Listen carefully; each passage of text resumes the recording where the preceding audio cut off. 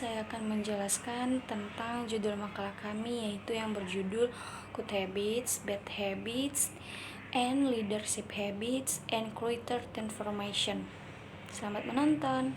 Good Habits, Bad Habits, atau cara membentuk kebiasaan baik untuk menghasilkan perubahan positif oleh Wendy Wood adalah buku menjelaskan tentang bagaimana cara membentuk kebiasaan baik yang membantu menghasilkan perubahan positif dalam hidup. Wood menjelaskan bahwa kebiasaan adalah bagian sistem yang beroperasi di dalam kita. Mempunyai kebiasaan tidak baik, maka kita harus membentuk kebiasaan yang lebih baik untuk menggantikannya. Buku ini mencakup berbagai aspek tentang kebiasaan, termasuk bagaimana kebiasaan terbentuk, bagaimana membentuk kebiasaan baik, dan bagaimana membantu diri kita untuk mengelola kebiasaan tidak baik. Wood juga menjelaskan tentang bagaimana membentuk kebiasaan baik dalam beberapa aspek kehidupan sehari-hari. Kehidupan sehari-hari, kehidupan sejahtera, dan kehidupan sehat. Adapun teknik praktik untuk membantu kebiasaan baik yang dapat ditemukan dalam buku Good Habits, Bad Habits, karya Wendy Wood. Membuat kebiasaan mudah dilakukan, fokus pada tindakan kecil yang dapat dilakukan dengan mudah setiap hari. Rutinitas harian, menjadwalkan waktu khusus setiap hari untuk mengelola kebiasaan baik. Asosiasi positif, hubungkan kebiasaan baik dengan sesuatu yang menyenangkan atau memuaskan. Perubahan lingkungan, ubah lingkungan sekitar Anda untuk mendukung kebiasaan baik. Konsistensi, lakukan kebiasaan baik secara konsistensi untuk membentuk pola yang kuat. Baik, saya akan lanjutkan yang berjudul Leadership Habits and Culture Transformation yang diciptakan oleh Eloisa Luhu. Eloisa Luhu adalah buku yang menyajikan langkah-langkah untuk mengembangkan kebiasaan pemimpin teosentris dan mengubah budaya perusahaan. Dalam buku ini, Zaluhu memaparkan bagaimana para pemimpin harus beradaptasi dengan perubahan dunia yang semakin cepat dan berubah. Buku ini mencakup beberapa bagian yang sangat penting untuk dipelajari, dilatih, dan dipraktiskan di seluruh lembaga. Transformasi budaya kerja seluruh pegawai sebagai aparatur sipil negara atau ASN. Satu contoh dari kegiatan ini adalah pendidikan dan pelatih yang diperlukan untuk mengubah budaya perusahaan. Zaluhu juga menganggap bahwa para pemimpin harus menumbuhkan kebiasaan baru dalam mentransformasi budaya perusahaan. Ini disebabkan oleh kemajuan teknologi dan berbagai bentuk disrupsi yang tidak dapat dibendung. Untuk itu, para pemimpin harus berani memulai transformasi itu sekarang, sebagaimana disebut oleh Rizka Firman, Presiden Direktur PT Adi Komuter Property. Menumbuhkan kebiasaan baru dalam mentransformasi budaya perusahaan dapat dilakukan dengan beberapa langkah, sebagian dari yang disebut dalam buku Leadership Habits and Culture Transformation oleh Eloisa Luhu. Baik, berikut adalah beberapa langkah yang dapat dilakukan, yaitu 1. Memahami budaya perusahaan saat ini.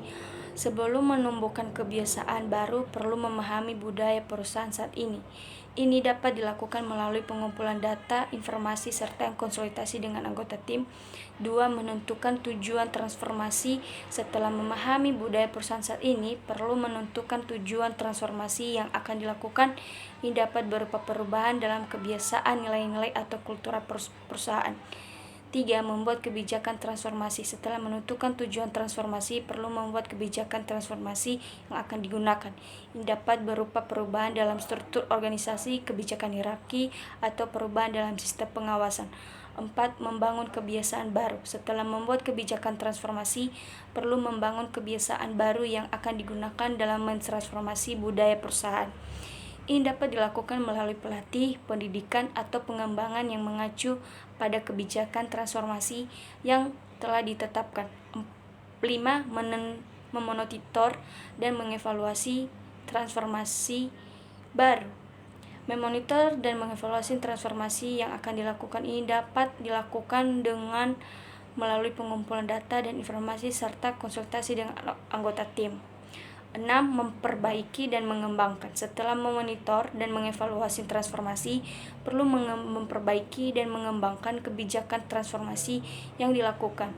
Ini dapat dilakukan melalui pengembangan yang mengacu pada hasil evaluasi yang telah dilakukan. Baik, yang dimaksud dengan good habits, bad habits itu menjelaskan cara membentuk kebiasaan baik untuk menghasilkan perubahan positif dan bagaimana kebiasaan kita agar tidak memengaruhi tindakan sehari-hari yang kita tanpa sadari. Manfaatnya untuk mencapai perubahan positif. Dan buku ini juga telah pendekatan ilmiah yang menarik, menggabungkan ilmu saraf, studi kasus, dan percobaan laboratorium untuk memberikan wawasan praktis yang mengubah cara berpikir tentang kehidupan. Sedangkan judul yang kedua yang berjudul buku Leadership Habits and Character Transformation, buku ini diciptakan oleh Eloisa Lofu. Nah, buku ini menceritakan tentang cara menumbuhkan kebiasaan kepemimpinan teosentris dan transformasi yang berhasil memperdayakan anggota tim hingga mewariskan budaya organisasi berkinerja tinggi. Buku ini memaparkan langkah-langkah untuk keluar dari zona nyaman dan menemukan prinsip transformasi kepemimpinan yang relevan dan erat teknologi dan disrupsi. Baik, kesimpulan dari buku Good Habits, Bad Habits mengajarkan kita untuk membentuk kebiasaan baik yang dapat menghasilkan perubahan positif. Ketika kita memiliki kebiasaan yang tidak kita inginkan seperti menggigit kuku, membutuhkan kopi, membaca berita negatif, kebiasaan itu dapat memberikan dampak buruk baik itu untuk kesehatan fisik maupun kesehatan mental seseorang. Buku Leadership Habits, Character Transformation, buku ini menekankan bahwa kultur adalah bagian yang sangat penting dalam mencapai tujuan transformasi pemimpinan.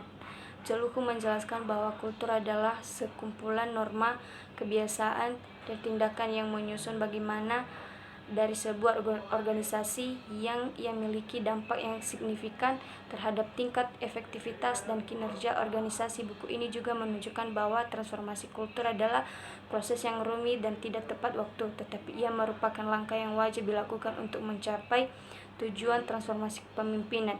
Saluhu menyebutkan bahwa transformasi kultur memerlukan perubahan dalam perilaku, perencanaan, dan pengembangan diri, serta peran penting dari pemimpin dalam mengatur dan mengembangkan kultur yang baik.